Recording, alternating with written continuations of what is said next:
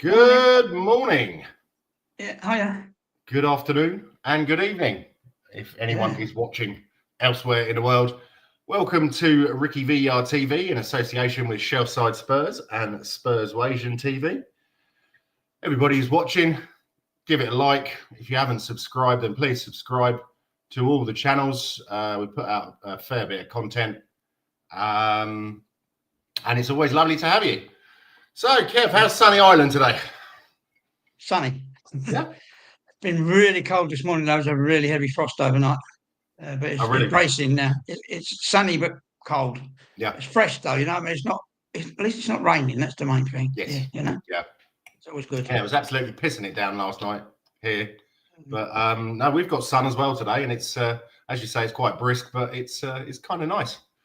Yeah. And there ends the RickyVillaTV weather report. Yeah, thank you. Yeah. So, Guy, how are you, mate? If you want to pop on, I shall put the link in the comments. Uno momento.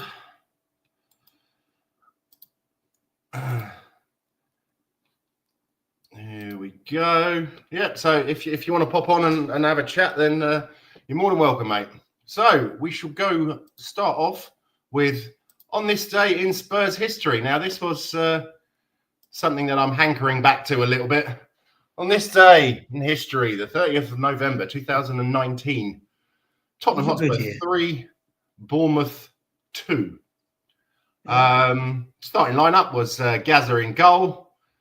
Vertonghen left back. Is that Sanchez and Alderweireld in the middle at the back. Aurier on the right. Dyer defensive midfield. Ali and Ndombele attacking central midfield. Sissoko on the right. Son on the left. And Harry Kane up front. Yeah. So I watched the goals. Do you remember this game? Yeah. Yeah. I watched the goals earlier. And that was prime Dele Alli. God, I miss that bloke. Yes. I think he's available recently and all, but he's suspect, isn't he? So yeah, I don't think he's ever going to get back. So morning, Wayne. Yeah, morning. As well as can be expected after that debacle yesterday. But I hope you're well as well, mate. Always good to see you. So yes, we went 3-0 up. Dele Alli in the 21st and the 50th, and Moussa Sissoko with a lovely volley at the right-hand post after a great cross from Sonny, I believe it was. But then, as usual, you know, it was squeaky bum time. Harry Wilson, absolute quality free kick. He seems to like scoring against us, doesn't he? I was about to say that. Yeah. Come back to haunt us 6 years later. Yeah. Absolutely, yeah. And then 90th minute, another nicely taken goal. But we managed to hold on for the win. Substitutions were Lucas Moura came on for Ndombele in the 74th minute, and Gio Lo Celso for Sonny in the 88th, Harry Winks for Dele Alli in the 90th. Yeah, what I wouldn't give to have some of those players back. Yeah. Vertonghen and Alderweireld, although that was kind of coming towards the end of their time, wasn't it? Yeah. Prime Dele Alli, prime Son, and Kane didn't even get on the score sheet that day. So, yeah, it's days like that, though, don't he? But I'm looking at Gazzaniga in goal now. Had what's his name left by then? Our other keeper. Loris was injured. Oh, was he? That's right. Yeah, but it was the sort of beginning of the end, wasn't it? After losing in May to Liverpool. Yeah, I think so. The team was starting to break up, and yeah. I mean, Eriksen was on the bench. I think that was the time when he was really not doing very well. He went through that patch of, it was about a season and a half, wasn't it, of him just not turning up.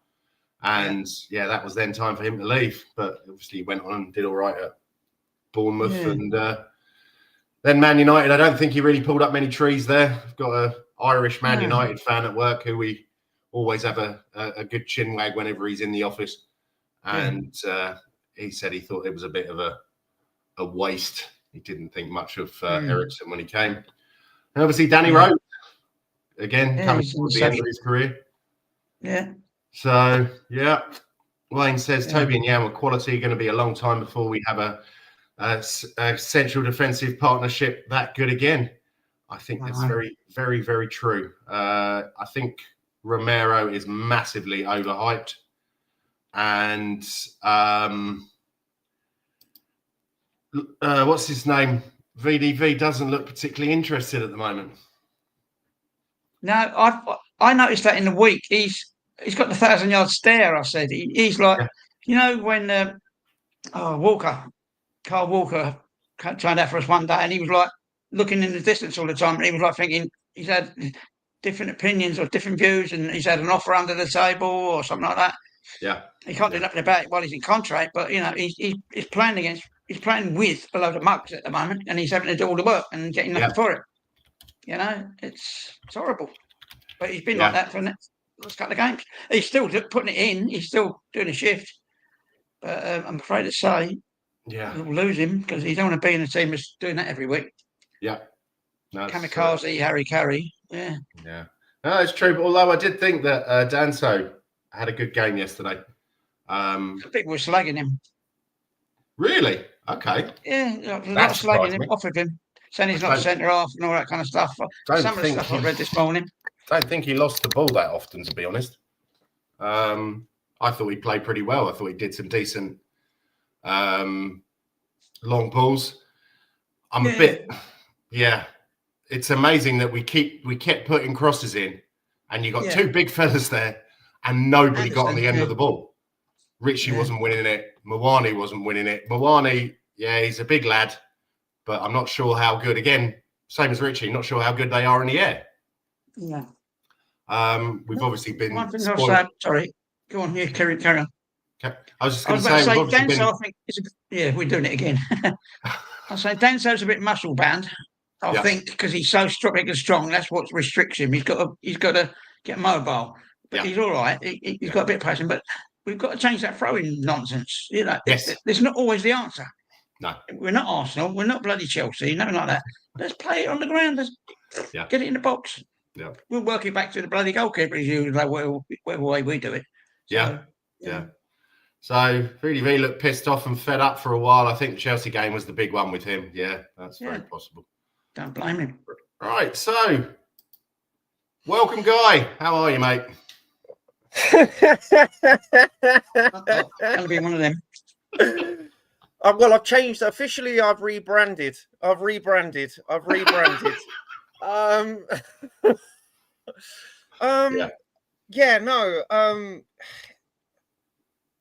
man, like I say, I didn't want to stream yesterday because I had no internet, and I'm lucky I didn't with Eugene, because I think I would have said things on his stream which might have got this channel cancelled. I saw the first goal. I was like, okay, whatever. Saw the second goal, and I think I went into a fit of effing and blinding, and I think I ended up like throwing my mouse like across the screen, and I was a couple of drinks in with friends at the pub, and the whole mood. I'm just going to say this: the whole mood in the pub, it was full of Spurs fans, but the whole mood of the pub just reflected the mood in the pitch. Yeah, it was just like, what are we watching?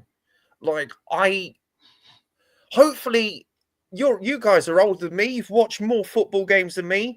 Can anyone explain to me why that happened? I know why it happened, but like, I have seen it happen, but why? Why? Shall we just go through the usual, and we'll go into the game, because I'm just perplexed at this point, mate. Yeah, well, to be honest, I wasn't really sure what kind of formation we were playing yesterday. That's not the formation, mate. That's not the formation. At times we were playing a 4-2-2-2. Yeah. Yeah. And I think, Kudos was obviously on the right, but there was no one attacking ahead of Udogie because Bergvall was in the middle. Yep. So all our attacking threat, all of our apart from I think about 2 passages of play. I've got to look at the stats. I haven't looked at the stats because I like I say, I woke up this morning still in a fucking bad mood, but which I'm sure that you'll get onto. But I'm sure 90% of our attack went through Kudos and Porro, crossing it in. I'm sure it was. Yeah. Udogie didn't show. Well, I think he needs some support out there, doesn't he? Oh, yeah. Especially if we're playing a 4-2-2-2. Yeah, exactly. And yeah, I couldn't really figure out what he was doing. And I mean, I keep hearing that this that Frank is this tactical master, etc., etc. Oh my God! Don't be. We as Spurs fans have been gaslit by our own community, saying Frank is a big 6 killer. He's a pragmatic tactician, and all this. And everyone tells me that they've watched Brentford, right? And I'm like, really? You watched Brentford all those seasons? Are you sure?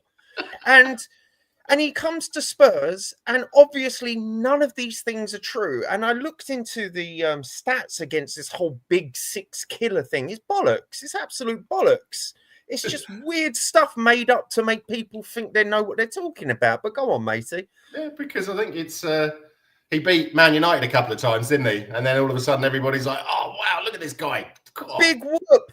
Yeah, exactly. Whoop. Everybody beats Man United these days. Pop must. Yeah. So let's go through it player by player. Vicario. Oh, absolute stinker and hooked. Yeah. That was -5. Yeah.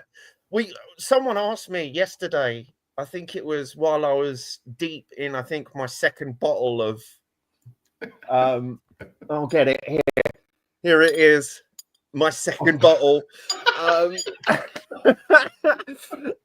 I can't, you know what? I've got the medal just to remind me we can't be that shit, really. But people asked me to rate players, and the first one was Vicario. And weirdly enough, I've been defending this man, and yeah, -5 is too good, my friend. -5 is too good. I think, to be honest, he has pulled off some amazing saves this season, and against, I can't remember the teams that we had a sort of, lower than 1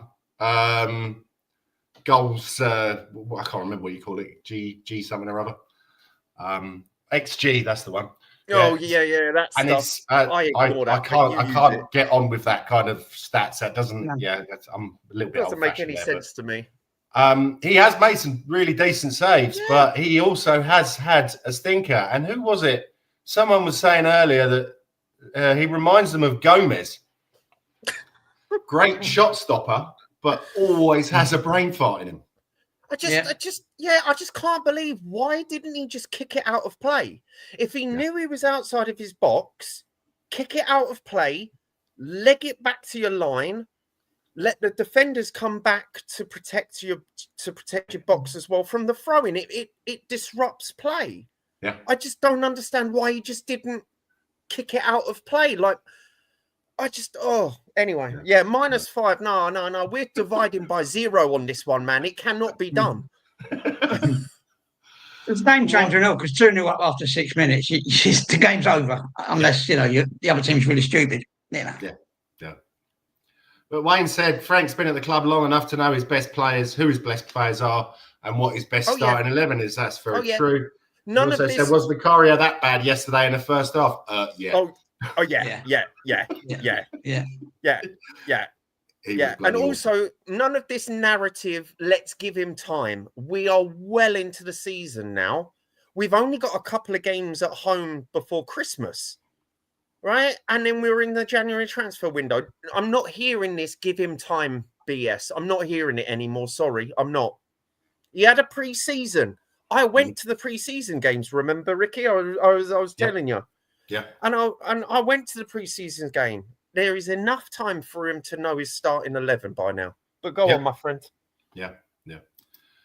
Hello, Eugene. How are you, sir? Hey, big up, man.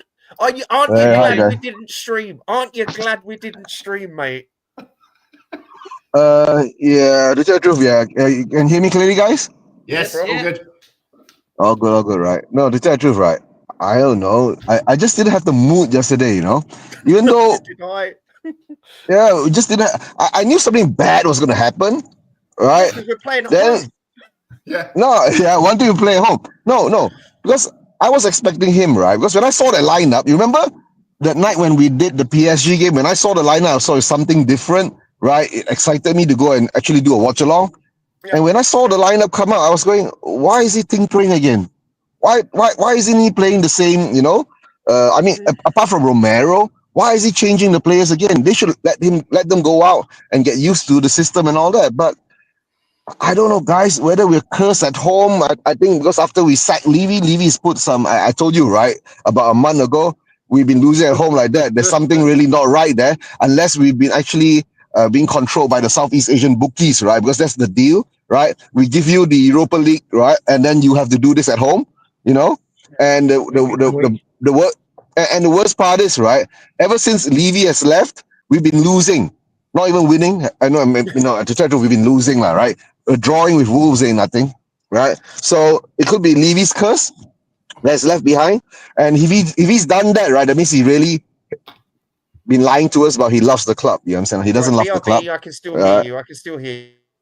Right. So at this moment in time, as I can see, I'm still confused, guys. I'm still confused, right? I'm confused with Frank, with his lineup. I'm confused with his substitutions, right? Yesterday we could see, right?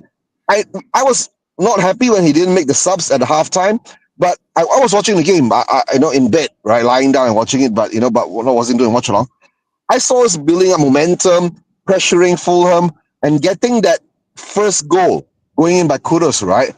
And the thing is that if Frank was such a tactical genius, if he could have seen all this been going on, right, he should have made the subs. He should have let it go on for another 10, 15 minutes to see what happens and see whether if that peters out. If it peters out, then you make the subs.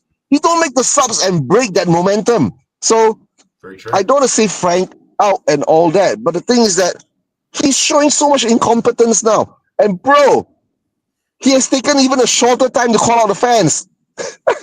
Remember Ange called the fans? Don't. No, remember Ange called out? Yeah. No. Remember Ange called out the fans when we wanted to lose to M City so Arsenal doesn't win the league? It was end of the season, right? In Ange's first season. You get what I'm saying? He's taken him 13 games and he's calling out the fans for not booing. Bro. Yeah, dude. You're performing like shit at home. What the hell do you expect? This is Tottenham Hotspur. There's a certain standard and levels the way that we play, right? And I don't like even doing watch along now because it's so fucking boring. It's either we get humped, right? Or we can't, bro, half time. It was a 0.01 XG. Again. Think about it. Against Fulham. Yeah. Fulham not against Chelsea. Don't not against Arsenal. Man. Don't get me started on the booze. Here's the thing, because you know that I've stopped going to. I don't know if you know this, Ricky, but I've stopped going to home games now. Like really? He sold his season tickets. Yeah. So I went to the Everton game away, mainly just to see the new stadium. Beautiful stadium. It's better than Anfield. Deal with it. But I didn't. No, it is. It is better than Anfield.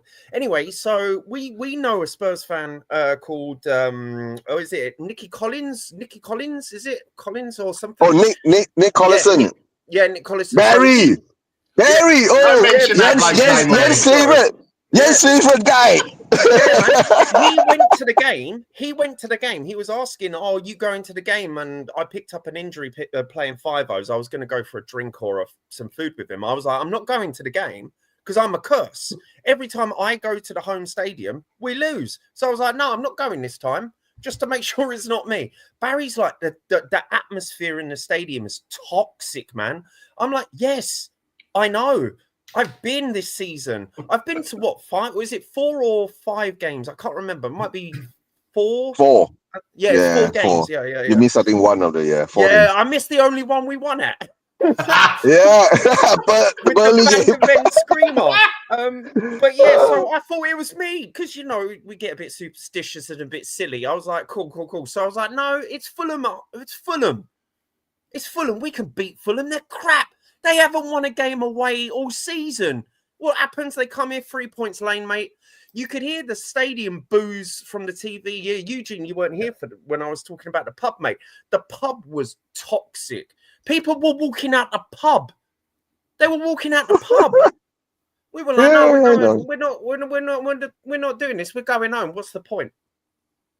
Yeah, I know. No, but guys, yeah, the thing is that, right? Vicario, It's so sad, right? The thing is that when Vicario, when that move happened, right? All I had in my mind was Vicario clear the ball, and that stupid idiot played the ball back into play again, right? And I said, and when he did that, right, I said, shit, it's over. We're gonna lose the ball.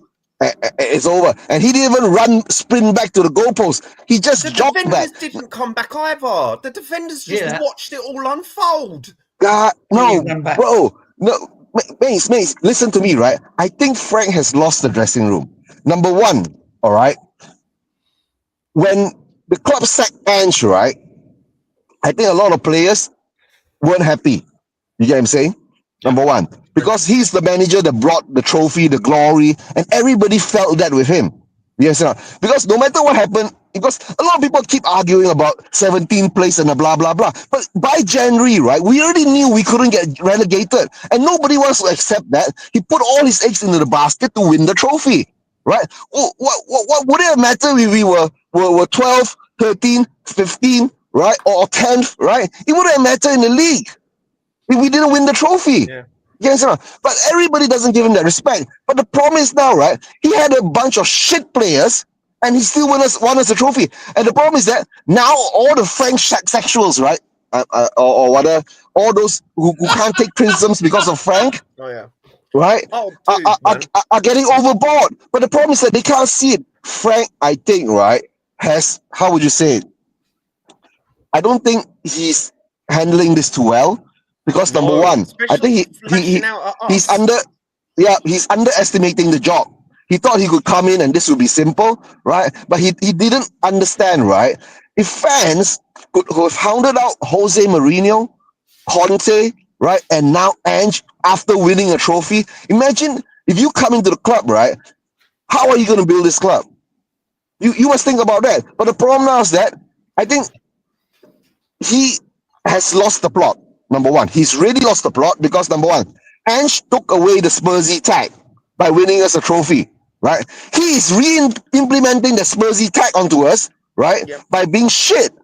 You can see that. And of course, a lot of people say, in the first 5 games or so, he solidified the defense. It looked good in the beginning. Remember, guys, we were all talking about it. That's relative. Look at the teams that we were playing. I kept saying this. No, and of course, saying this. But bro, don't forget, we played Man City too, right? Early on. Right, we played Man City too, but I think the biggest indicator, right, that he wouldn't succeed was the Super Cup.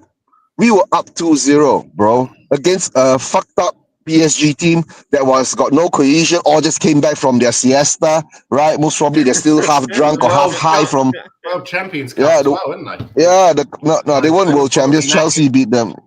Yeah, and the disappointment because they lost to Chelsea and all that, and we couldn't take advantage of it. We were 2-0 up, and then he allowed them to come back to draw that game. And I think, right, that is the indicator, right? He's not a winner.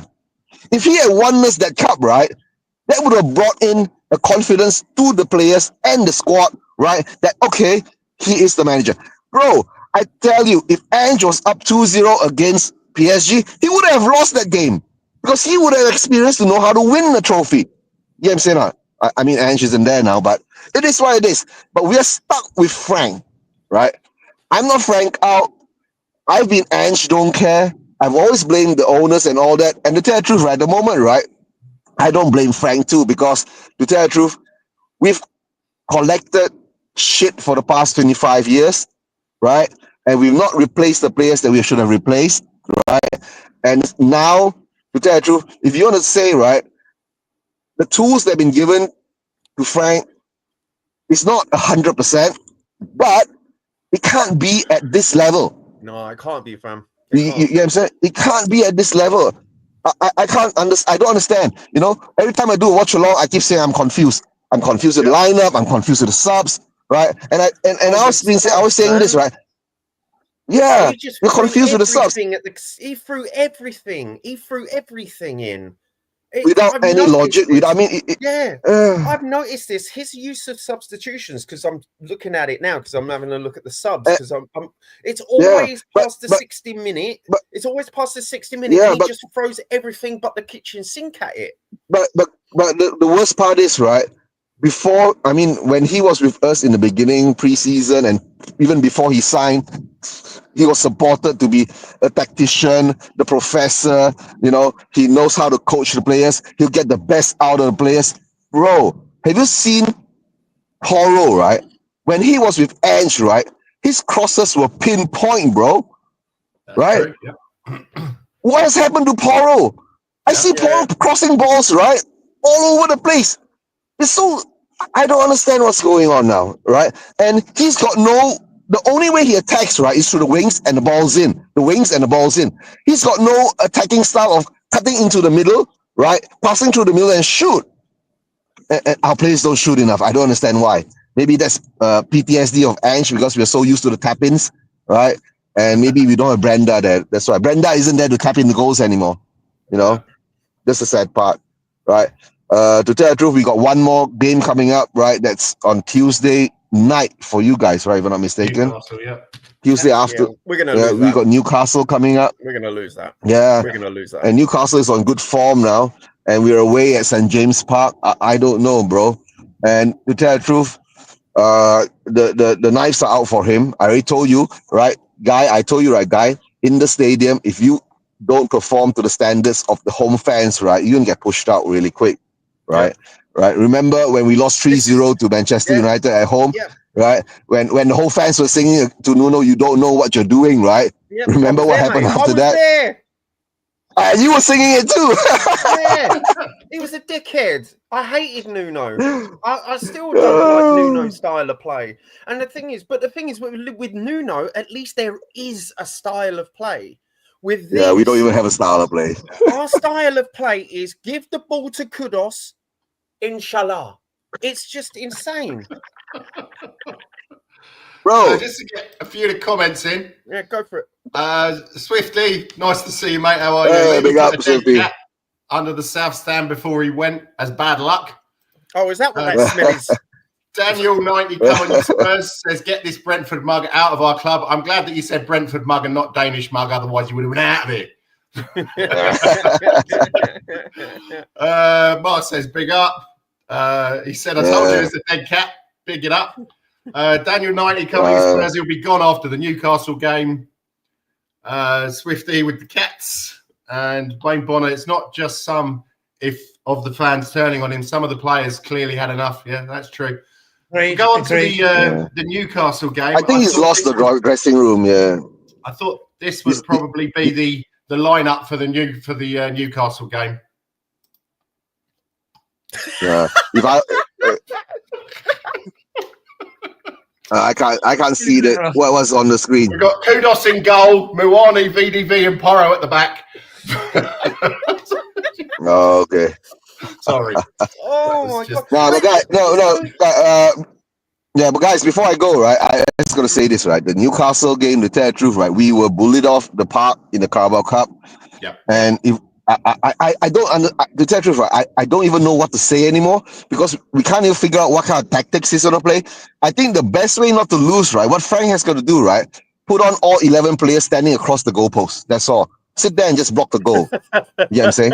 That's the only tactic he can use. That's how I see it. Yeah, a 1-11-0. Yeah, not even 1-11-0. It's just 11. That's all. All right, guys. I gotta make a move. Going back to work. Right. Take care. Enjoy the show. Right, and don't forget. Right, subscribe to Spurs Version TV, RickyVillaTV, Shelfside Spurs. Right. We try to give you as much content as possible, but you know, to tell the truth, right, he's not inspiring me to give content anymore. I don't know why. Yeah, it's not inspiring. The only thing I don't want to talk negative about the manager. You get what I'm saying? Right? But if we're gonna do shows and say bad things about him all the time, right? What's the difference with it being under Ange? Exactly, mate. Yeah, that is true. All right, I have to guys. say, my Take big, care. yeah, take care, mate. Guys, Yeah, yeah, All the yes, I'll catch you later. But Come I on, think sir. most probably I will do the watch along for the Newcastle game. I'll try to do the watch along for the Newcastle Yeah, game. let's do it because Robert's up for it. I think Robert's up for it. Who's a Yeah. Newcastle Oh yeah. fan. Yeah. Of course he's gonna be bro. Of course he's gonna be up for it, right? He wants to see us get smashed. Robert is a Newcastle fan, so yeah, big up to Robert too. He's a nice guy, a cool guy. But the sad part is, bro, he might have to make his son an Arsenal fan, right? He made that stupid bet. My God. Oh dear. That's another day, another story. All right, Yeah, guys. another Take story. care. Bye. See you later, mate. Cheers. Take it easy. Bye. Right, I have to say that my big problem with Ange was when he called the fans out, and now Frank's done it as well, so I've got kind of a problem with him. I've got a massive problem with him because here's the thing, right? It was really because I remember what game was it? I can't remember with the first game we booed him on. I can't remember because there's been a couple. But I booed and I did a rival panel show, and they were like, "Oh, it's so disgusting. You're booing Frank. He's just got there." I'm like, he's just got there. Also, one, don't tell fans what to do. Right, number one, you're not a Spurs fan, so you don't get to tell us who we boo and who we cheer. Two, booing and cheering has been part of football before football was televised. And believe me, my granddad, rest in peace, back in the day, used to tell me the stuff that they used to shout at players, like in before it was televised, right? So it's all right. And three, you don't get to tell us as fans when and how we celebrate or admonish your players, mate. I'm sorry, you don't get to tell us that. And to use his direct quote, not true Spurs fans. Nah. I don't think not true Spurs fans would have been there yesterday. Why would you want to go 8 o'clock in the evening on a Saturday night? Exactly. With our home form. Why and the would price you, of tickets. Yeah. And the price of tickets. Why would you ruin your weekend for that? Unless you live locally. Yeah, you ain't getting home till about 11. I don't get home till about 11 home games because I tend to stay. And then walk all the way down Seven Sisters because I ain't getting a tube which is 12 miles long. You know what I mean? I'm going to get a bus to whatever, and it's just crazy. But yeah, to call people not true Spurs fans is just that's a disgrace, mate. He's fucked up there massively, I'd say. Daniel's 90, come on, you Spurs said, but Wayne, I was in a chat with you other day. We are Tottenham TV. You was telling me to be calm, that we have to be patient. Now your energy has changed.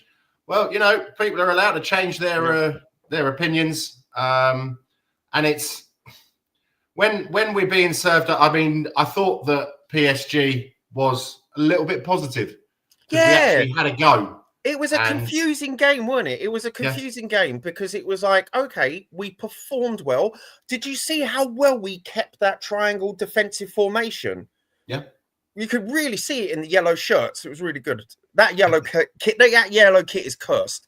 But you could see that we were keeping defensive formations. We were keeping offensive formations.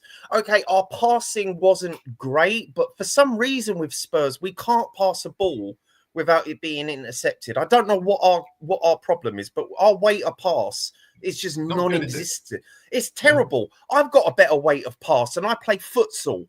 You know what I mean? But yeah, you can say that the performances is what we wanted. We knew that we were going to lose the game. We knew it. Come on. Unless you're in Delulu land, you knew that we would lose that game. And it's only the league phase and yada yada. And it is in Paris, what is it called? The Paris. Is it Parc de France? Parc de France, which I've been there, by the way. That atmosphere is hostile as fuck, right? You will get the whole stadium erupts from 600 decibels from the moment of kickoff to the moment the game ends. So there's a lot of pressure in that game. So I didn't think we would lose it, but we had a good performance. It wasn't an amazing performance. It was good. I was thinking, okay, cool. All right. He's taken what he's learned from the destructive London derbies or derbies, depending on how you say it. And okay, we've got some fight. And then we go into this game, we bend over, spread our cheeks, and just go on in. Why not have a go? Yeah.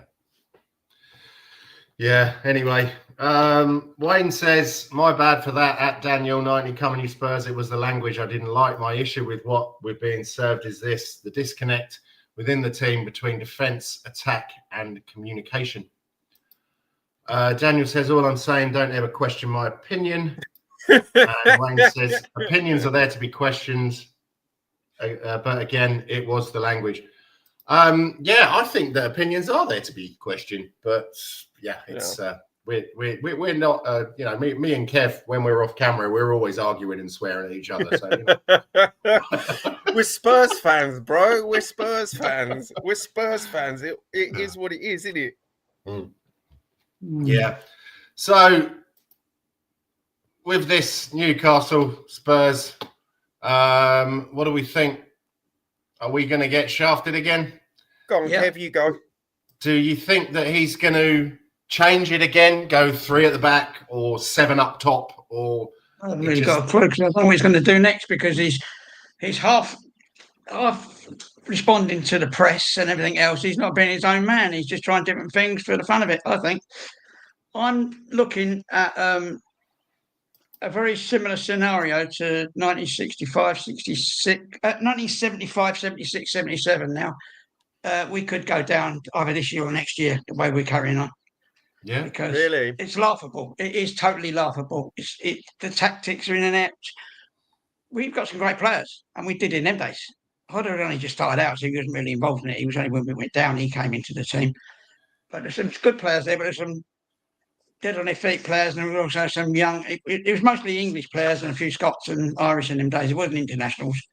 Yeah, but they were the journeymen, you know, and they weren't putting it together. And people were laughing at it. The fans were angry. They were booing, but they weren't booing so much as laughing at them so much. That was the funny thing about it. It was just expected every week to lose, you know. And that's what I was last season. That's what I was last season with Ange. I think I was like that last night. It's become a comedy show. It really has. It's Laurel and Hardy stuff, you know. Dude, we had unironic chants. Unironic chants. We were chanting everywhere we go, everywhere we go. We were chanting that last season, and it was a joke. It was an absolute joke. And I was thinking, all right, this season, saw the pre-season PSG game, Super Cup, we kind of lost it. Okay, we're Spursy. All right, you know, we failed. That was on the manager, bad subs. Okay, we had a good start to the season. I was thinking, this is why I'm really annoyed. It's because I had a better expectation than last season. But it's exactly the same. Yeah. It's hard to think. I mean, we were talking about. I heard that. I mentioned it before. I think on one of the other forums and that. And we had 18 crosses in the first half, and not one of them was met. Yeah. Yeah, I know. Yeah.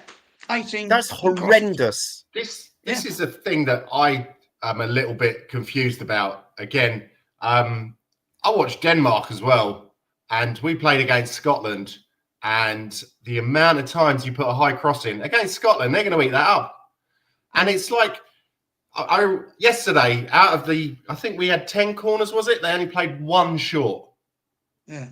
Now, mix it up a bit. Doesn't have to be a cross every time. We need to be unpredictable. Exactly. That's the thing. We've become so predictable. I don't know if Kev or Ricky, you'll agree on this, right?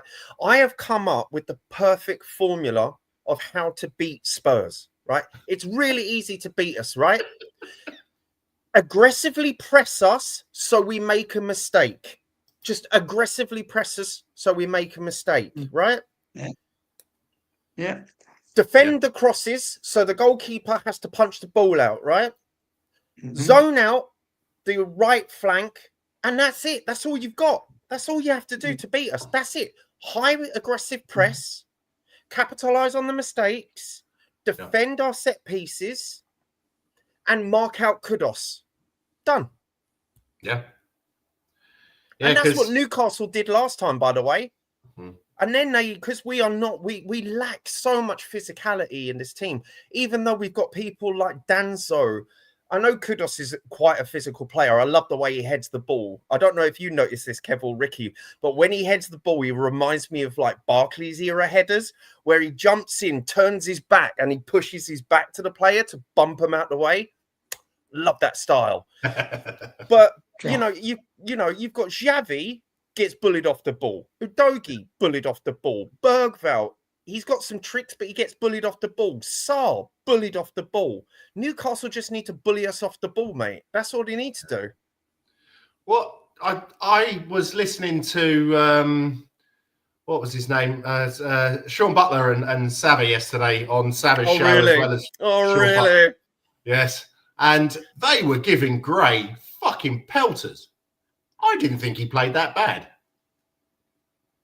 What, Archie Gray? Yeah. It's Archie Gray, man. Don't think he was any worse than Porro or Udogie. No. Don't talk to me. Don't talk to me about those two people, because there's certain people on this platform that have been saying to all of us, "Oh, you got to give him time. You're just being entitled. We're second in the league." Remember that argument? We're second in the league. What you whinging about? And then all of a sudden, I'm looking at my phone at halftime, getting notifications and messages from people going, "Oh, Frank this, Frank that," and I'm like, "Oh, weird that because I've been putting on Frank on Fraud Watch since the Wolves game, right? I'm not saying I want him out, but Fraud Watch. I'm watching him, mate. I'm watching him." And I've been telling these people, like in discussions, I'm like, I don't think Frank or this team are as good as you think they are. And they're like, no. And I'm just like, well, it's funny how you've turned all of a sudden. But no, Archie Gray wasn't that bad. No, I mean, Porro was bad. Danso, what happened to Danso? I thought he played well. Yeah. This is I thought he was actually pretty solid. Yeah, I just again coming back to the long throws thing again. I'm just I don't know if you listened to the commentary, but the pub was playing the commentary really loudly for some reason. We asked them to turn it off after a while because it was just hilarious, because the commentators were like, "Oh, Danso's in for a throw, long throw again." So if the commentators are predicting our tactics, don't you think a well-paid, well-trained, well-versed manager and team will be able to predict our tactics? Mm-hmm. Yeah, that is true. It's just, again, as we were talking about with the corners, mix it up a little bit. It doesn't have to be a long throw every time. But it does seem that towards the end of the second half, nobody seemed to really want the ball. And something else that I read this morning that I wasn't really aware of last night, because obviously I'm in the Netherlands, so they don't really do a analysis of the game afterwards. It's basically via play. They say right, good night, and then that's it. Yeah. But Bergvall wanted to go over and clap the fans, and apparently Porro came out of the tunnel and was having a pop at him. Yep. And then Sarr pushed him away, and then he ran off down the tunnel, and took his shirt off and was in a huff. Has anyone heard anything what that was about? Right. So I'm going to go, Kev, you can give your thoughts. I'm going to give my thoughts quickly, right? When the game finished, I shut down. I didn't want to listen to any of the nonsense. Yeah. I'm the same, right? So when I remember, we should move to the Netherlands, guys. Yeah, when we remember when Jed Spence and Van der Ven just stormed off, right? Yeah. I was like, so what? I don't care. I don't give a toss. Right. So if I go to the stadium, win, lose, or draw, I don't care if the team comes and claps me. I don't give two monkeys. Right? What I expect is a good performance and a result. Right? If you give me that as a match going fan, you don't need to come out and clap me and give me all that happy-go-lucky crap. Because I used to go, Kev, I don't know when you stopped going games, but when I started going games in like the early 90s, like mid-90s, they never used to do that. It never used to be a thing. Like, am I misremembering? No. I don't think you are. They didn't do they did a lap of honour at the end of the season. Yeah, and I remember the Guard of Honor. I remember the Lap of Honor. I remember if you go to the last game of the season, you usually get the manager come out and giving a speech, and you get the players come out and they talk about, sometimes they'll thank the fans or whatever, that kind of stuff. But I don't remember this demand for these players to go. No, not in the olden days. No, it's this woke nonsense. Because here's the thing, because obviously. You know this, Ricky, because I play futsal and 5-0s, and I've just bought some new football boots to actually play on grass again. I'm going to play on grass again. I'm bricking it, right? If I'm having a shit match, right? If I'm having a shit match and my girlfriend or my mum or my brother, and they're all coming to see me, and we have a shit match, do you think I'm going over to them and going, "Oh, thank you for coming. Oh, thank you." No. I'm getting changed. I'm getting a drink. And I'm forgetting the game. Well, that is the thing as well. It's the TikTok, Snapchat, Twitter thing, isn't it? Oh my God, they've come over and they're clapping, so I've got to film it and I'll get it on Twitter. And And I've noticed this. I don't know about you, Kev or Ricky, man. I've noticed that these things overshine the conversation and narrative of the game.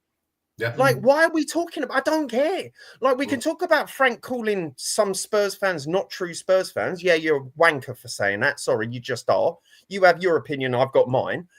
But for people to do streams an hour long talking about, the players don't have the right mentality because they blanked the manager. Oh, the players don't have the right mentality because they didn't go into the tunnel fast enough or they didn't. Oh, shut up.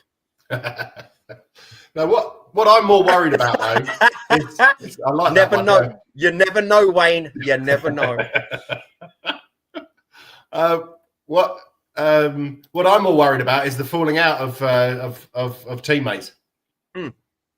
So they're not gelling at the moment, and must be mostly down to the manager because they seem to love playing under Ange. Apart from we were conceding God knows how many goals, but it's not as if we're fucking conceding any less this season, are we? No, Ricky, Kev, don't forget all those content creators were telling us they were watching the games with their own eyes. They were telling us that we were silly. We're better defensively.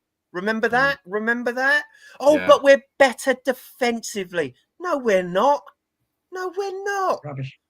We were at the start of the season, but we're not now. And quite frankly, I don't watch football to watch us being defensive. I watch football to watch us attacking, scoring goals. Yes. But it is definitely a transition period over the last couple of years.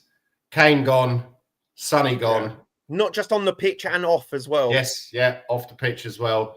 Odegaard may come good. I don't know. I'd like to sign Muani permanently. I think he's got Paulinho, yes.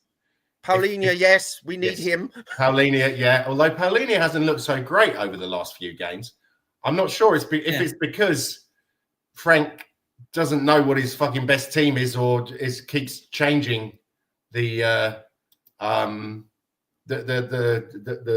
formation every match.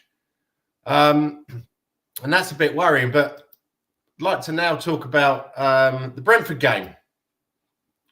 And this is my lineup for that. All we want is a team of Robbie Keanes. Team of Robbie Keanes.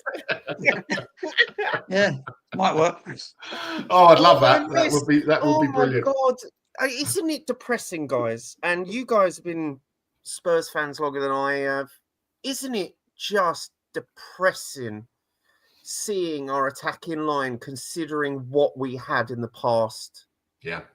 We had Defoe, Keane, Kane, Son, Canute, Bale, Berbatov. Do you know what? I for shits and giggles, Kev and Rick, I rewatched our final against Chelsea for that cup final. And the first 10 minutes of that game was more entertaining and proper football than I have seen all season from Spurs. Yeah. Passing, cohesiveness. I just attacking. Attacking. Oh my God. It's just depressing just to see that we've got Tell, Odegaard. I like Kudus, I do, but he can't be a one-man shop. Kolo Muani seems to be coming into his own a little bit. I'm liking that. But just to see our attacking threat and it all just being passed through the wings. I swear to God, I'm seeing a loss at Brentford, mate. Yeah. I'm seeing a loss. Yeah. That would surprise me. They'll be well up for it, won't they? Oh, yeah.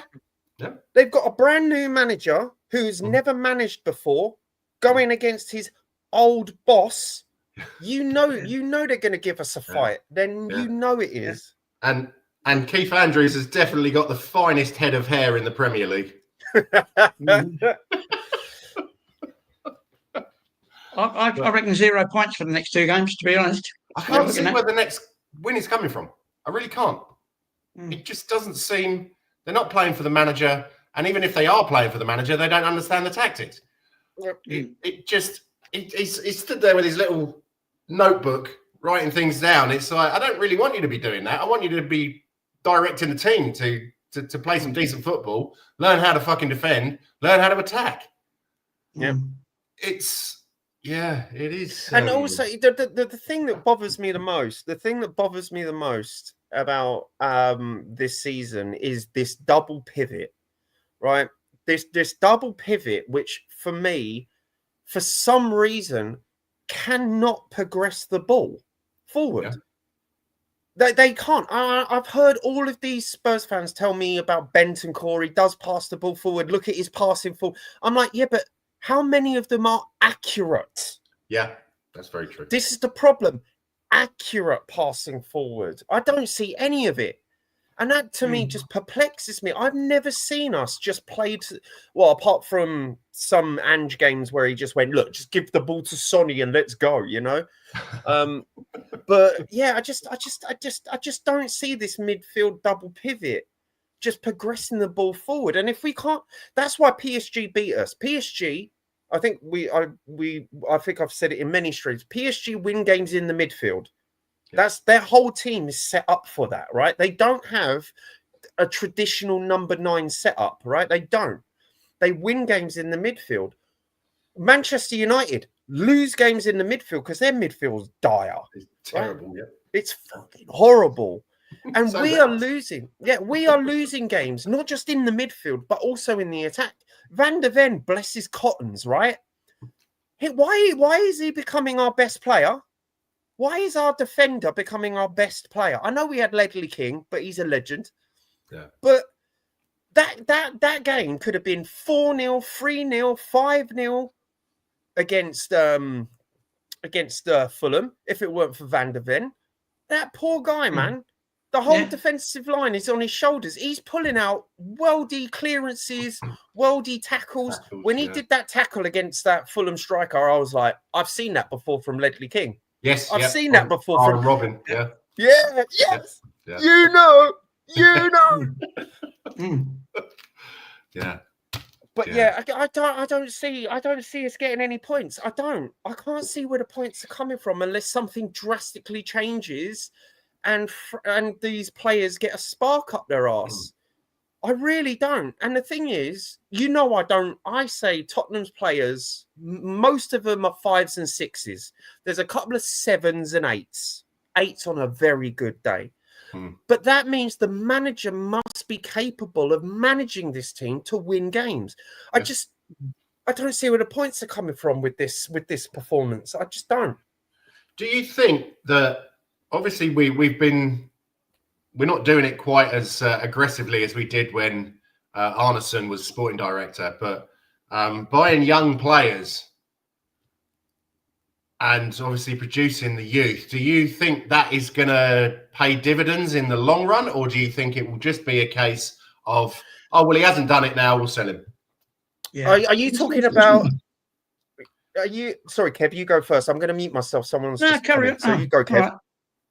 No, I've just got to say we've just tried and tested whether they're homegrown or whether they bought them in from abroad, and they don't. In the last 3 or 4 years, we've had players from Amsterdam's and all that round. They've done nothing. The young lad, he scored a hat trick one day, or scored 2 goals when we were playing Leicester. I think he got the winning goals when he came on as sub. he was rolled out before he fully reached, given a chance, you know. And then they go on to have good careers elsewhere, you know. Yeah. There's no time with us. Before they. To be honest, Odebear, he wasn't cheap, was he? Tell definitely wasn't cheap. No. Whereas we've got Danjuma was the one I was thinking of. Yeah. Danjuma. Yeah. Yeah. Well, I don't think he was that young though, was he? But he was on loan from somewhere in Spain. He's Dutch. I don't think he's got to pull up many trees, but yeah, he did have he had a few decent games for us. But I think spending that much money on Tell, spending that much money on Odebear, spending that much money on Xavi even, because they're youngsters, and it's not starting any of them. We've got Mikey Moore, who goes out on loan. Are you telling me that Odebear is better than Mikey Moore? No, I don't think so. But you send him out on loan. Donnelly. Yeah, I don't think. Okay, Xavi, yeah, he's a better player than Donnelly. But we wouldn't have had to spend 50 million on Xavi if maybe you'd given Donnelly a little bit more playing time. Okay, Maddison getting injured has shafted us. But I'm just amazed that we don't trust a little bit more in our youth players. I think that we should start utilising our youth players a little bit more. Like Dane Scarlett. I love Dane Scarlett. I think he's a little hot rod. And like I say, and we got to remember, right? These players, like for example, Kolo Muani, Mohamed Kudus, and Xavi were brought in to change the game as soon as possible. They were brought in for that reason, right? Kudus, very good. Xavi, acclimating to the Prem. Kolo, still need to give him time because he's still, he's been injury prone. Xavi, I'd say. Yeah. But I think why not give Dane Scarlett a go? I saw Lucas William Barnett on some of our substitutions. Give him a go. If we are in the final throws, like say if we're like yesterday, right? We're 70 minutes into the game, we're 2-1 down, right? Just put Lucas William Barnett on against Fulham. It's only against Fulham. It's Fulham. It's Fulham. Yeah. It's the same with Ajayi. You remember when he came on and scored that fantastic goal against whoever it was? It's give them 10 minutes. They've got something to prove. Yeah. And the thing is, our youth players are going to take to the pitch and they're going to be like, this is my moment. I've got to shine. Like, because I remember when going back to Ange, and I think it was, is it AZ Alkmaar? Yeah. I can't remember. It was AZ Alkmaar, right? I was in the stadium and we brought on Dane Scarlett and Mikey Moore. It was one of those games, and it gave, I think Mikey Moore was the youngest goal scorer in a European game. Yeah. Of course, bring them on. It's AZ Alkmaar because they're, their fans were lovely, by the way. But yeah, they were really lovely. they're not particularly lovely over here. They're one of the biggest hooligan groups. I'm not talking about their actions. I'm just saying some of their about fans, the ladies. They're female fans. Oh my god. I was like, because they were like, Spurs fans, come here, have a drink. And I'm like, sure, lady. I will. And I'm just like, yeah. Hey, baby. Yeah, it got to a point. She was like, oh, do you want to swap scarves? I'm like, no, you can't do that here. If you go in, you cannot wear an away scarf, and you cannot wear an away scarf in the home end and vice versa. You can't do that. You can't do that. You'll get confiscated. But yeah, no, bring on the youth. Give them a go. And especially in games like Burnley, right? Fulham, Wolves, these lower tier teams, give them a chance so we can actually see what they can do. Like loaning them out, I've got no problems with loaning players out. I've got no problem with that, right? But when you've got the young players who are in our sub bench, use them. Yeah. Why not use them? Yep, that's very true. Let me just have a look. The other teams don't have any problems, do they? Like Liverpool's, Arsenal, they all blood 16-year-olds. down, yeah, 15, 16, 17. They all bring them in, don't they? Liverpool have 17-year-olds and United have got one at the moment, don't they? Yep. This kind of stuff. Yeah, it's a little bit mental. But going back to the AZ Alkmaar ladies, a few years ago when I was, I had a long distance relationship with my now wife at the time, and her sister said that she wanted to come over and watch a Spurs match, and she brought over, I think it was 4 or 5 quite attractive young blonde ladies, and we went into Bell and Hare before the match, and I've never seen. Did it go like this? It was, and one of them even followed them back to King's Cross, where they were staying. I just want to make sure you get home safe. I just want to make sure. I think that's when they actually told him that that I think 90% of them were gay, and he was like, "Oh, all right. Oh, well, for punt." He probably lived in South London or somewhere like that. It took him 4 hours to get home. So, but yeah, no, that was kind of amusing. But so where do we go? What do we do? What you were saying about the smaller teams, Burnley and Fulham, I think we're in amongst them now. Yeah, we are. We should not expect to be beating them. And that is... Unfortunately, I kind of agree with Kev, and I had this issue. I had this issue last season, but the only issue, you've got to remember, people, the only reason we didn't get relegated, right, was because the other teams were just so awful. Shit. But the thing is, they were awful. Yeah. And we lost to them.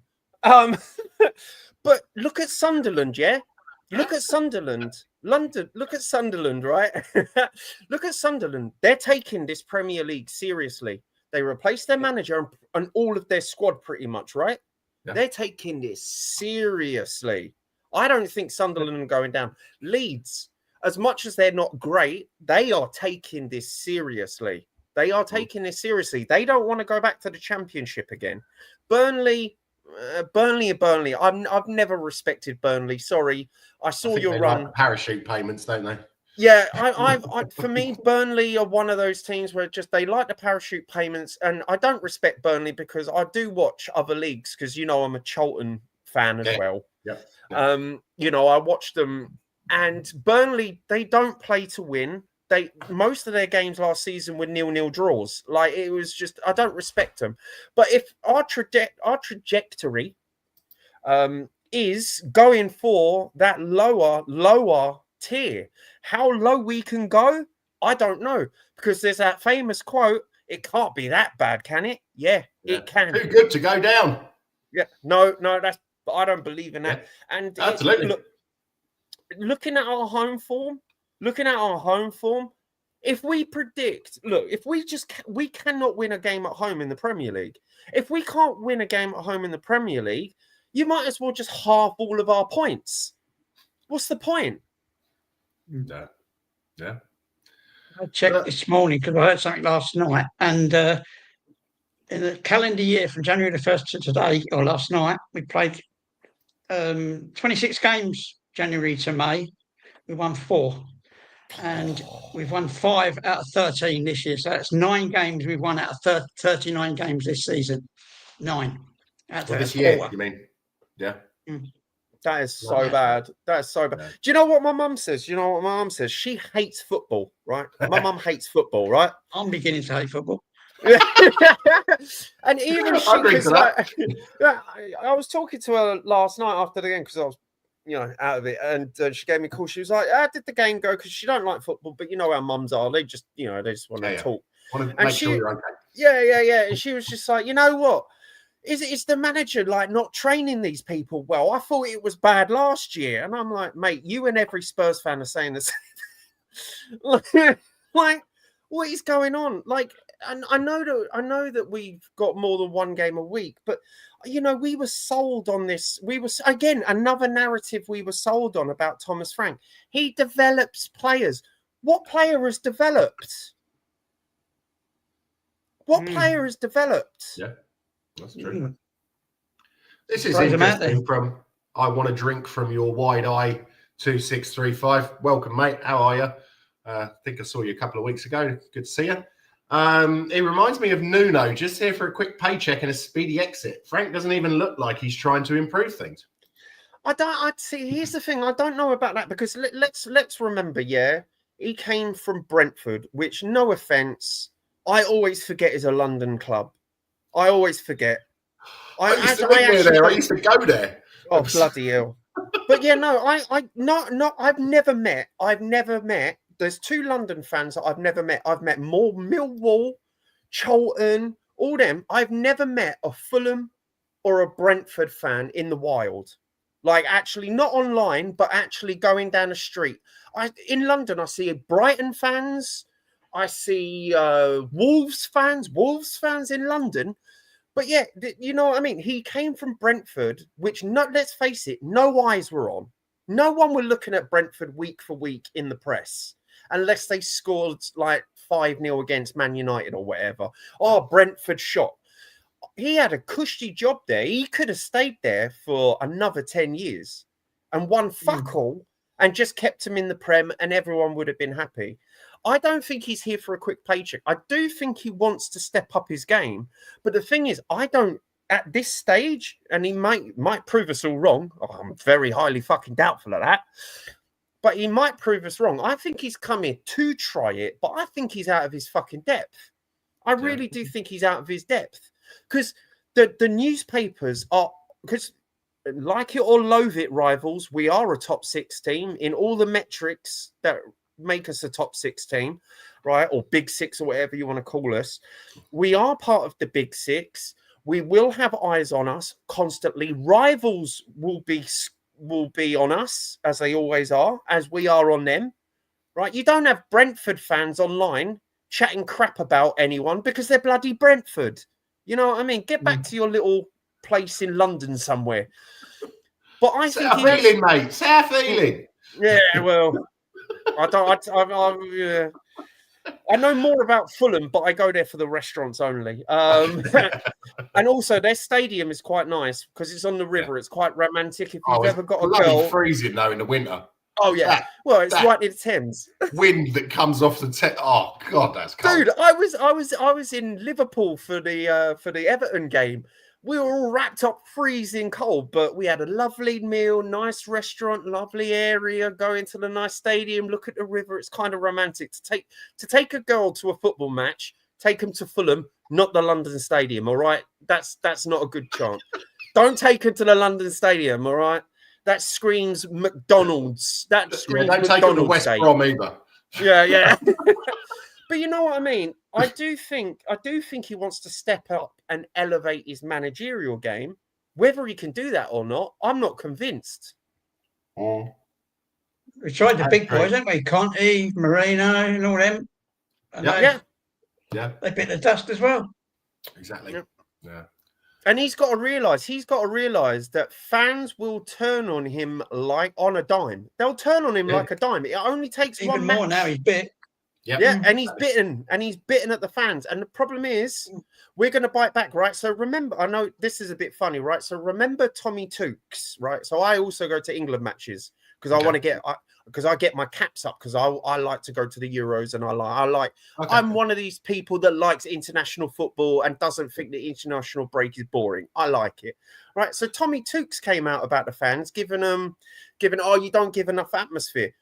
The next thing we do, we're giving him atmosphere and we're chanting at him, calling him a CUNT and all that kind of stuff. And then we start, you know what I mean? And we start like ribbing him and then he starts to take it and then he goes, okay. But the problem is there's a difference between saying, oh, the atmosphere is poor and saying, you're not true Spurs fans. Get the fuck out of here, man. Get out of here. Yeah.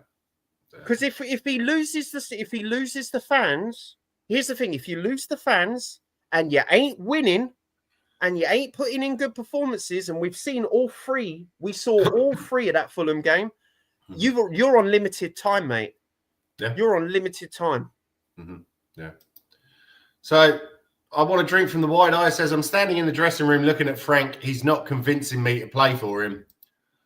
The stadium is now like a 5-star hotel for opposition teams who come here expecting to win. and stopped watching his press conferences a month ago.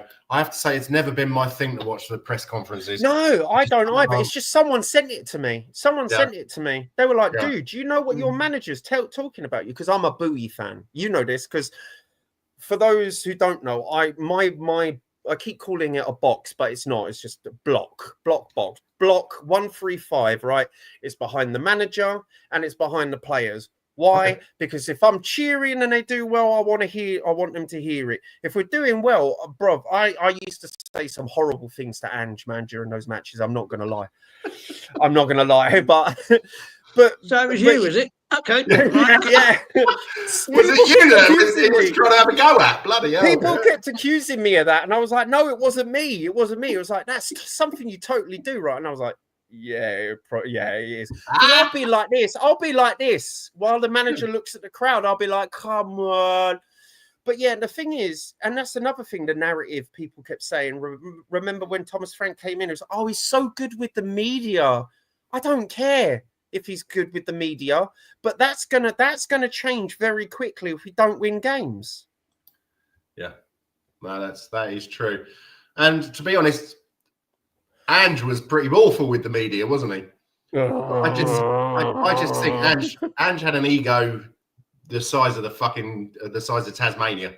Yeah, and it was as soft as a pillow, mate. That's the problem. Yeah. So anyway, right, guys, we've just gone over an hour and 10 minutes. Everyone, thank you for watching. Please like and subscribe to RVTV, Shelfside Spurs, and Spurswasian TV. Does anyone have anything else they want to talk about? Nah, I'm just going to be moody all afternoon, not watch any other games of football, just out of spite. But you know, I'll watch Chelsea. I'll watch Chelsea Arsenal until Arsenal get 2 goals up, and then I'll turn that off as well. So, do we think that Chelsea are the only ones who can catch them now? Think so.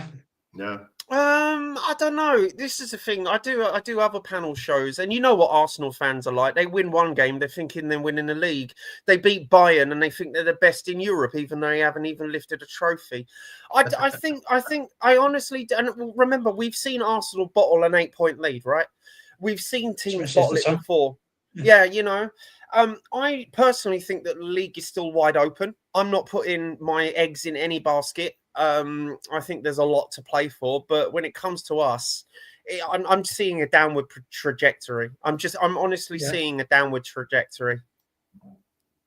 Yeah, that's true. Yeah. I think it's City and Chelsea, because Liverpool, I think they're blundering their way. They're fucked. They're fucked. They tried to build a Galacticos team and tried to win football on paper before a ball was even kicked. And I had Liverpool fans tell me that they were winning a league just before a ball was even kicked. And it's just like, not all fans. You can tell it's the TikTok generation, right? It's the kids.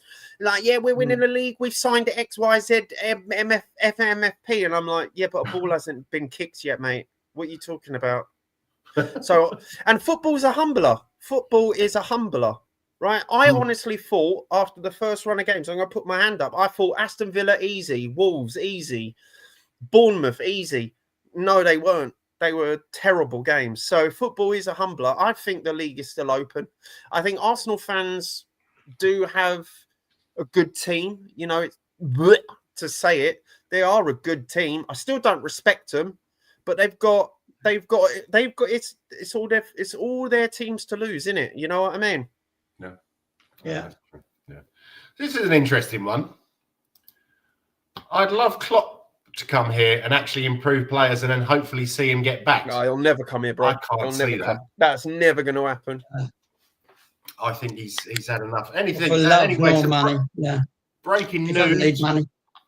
Breaking news. Unfortunately, I know he was an enemy, but I seem to remember him quite fondly. Billy Bonds has died. Oh, yeah. So West Ham. I remember watching him many times because he was my generation. You know, the 70s, 80s. Yeah. Got a couple of medals for West Ham in the 75 and 80 finals. Yeah. And I remember him being. I was invited to a West Ham match by a bloke some people I met on holiday when I was 16, and I went and he was their manager.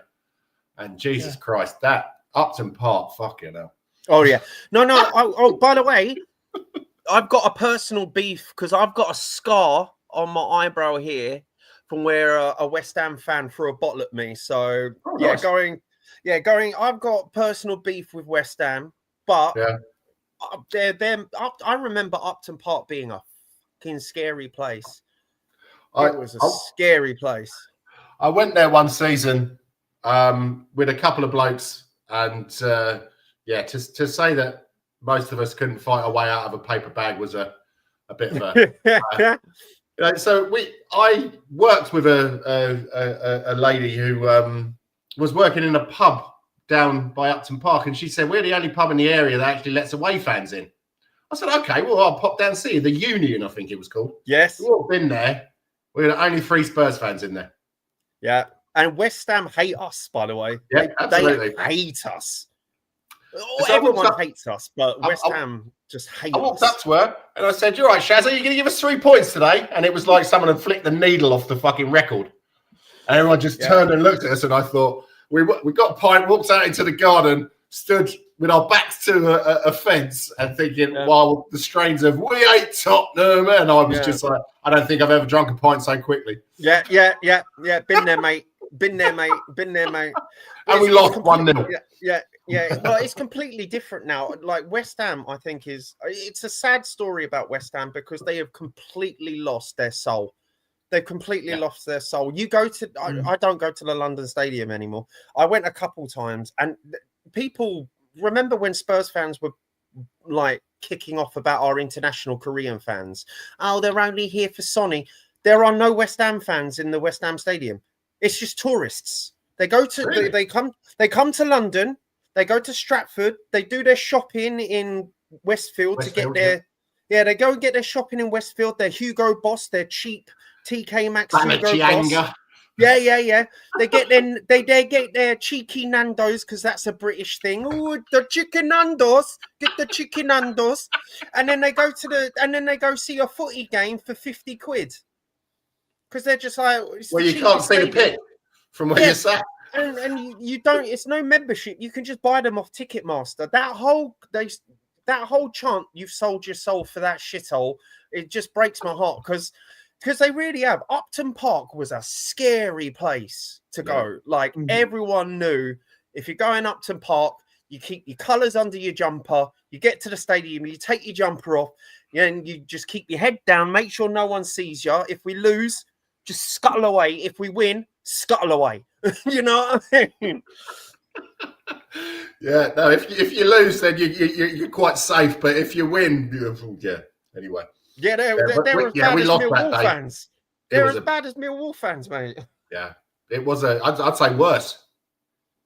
To be honest, I would. Well, there's movies about them for a reason. A reason. You know what I mean? So imagine paying all that money to watch West Ham, and now I'm saying the same thing for my own team. Well, at least we can see them play, you know. At least we don't need to get binoculars out. Yeah, that is true. Yeah, oh dear.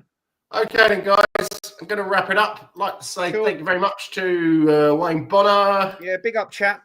Swifty, nice to see you, mate. Daniel 90, come on, you Spurs. And I want to drink from your wide eye. And also Johnny from Shelfside Spurs. Nice to see you, mate. I hope to get you back on the show at some point. Right. So if no one else has got anything to do, I'm going to head off and do some washing and cooking and cleaning and all that shit. Anything to fucking get your mind off this shit team, to be honest. The rebranding's going to stay, mate. This is going to be a permanent thing. I'm going to be like, I'm going to be like that Manchester United fan that hasn't cut his hair. I'm just not going to be changing my name anytime soon. You know what I mean? I'm cutting my bloody hair. I'll tell you that. Imagine if I made a bet. Imagine if I made a bet and said, "Oh, I'm not cutting my hair until we win at home in the Prem." Jesus Christ, I'll end up looking like Mick Jagger. Be a long time. All right, then, chaps. Take care. Come on, you Spurs. Come on, you Spurs. Yeah.